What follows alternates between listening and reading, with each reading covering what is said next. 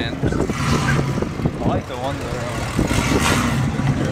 well, mud grapplers or whatever. The guy that double parks in front of our apartment all the time.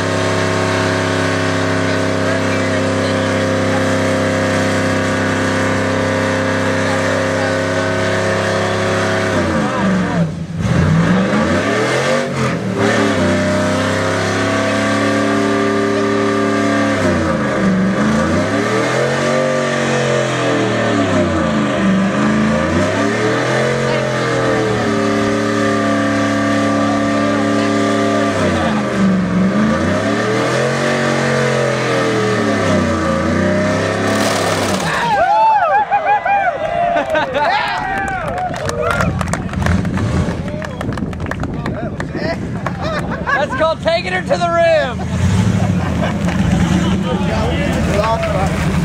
Rim taken to.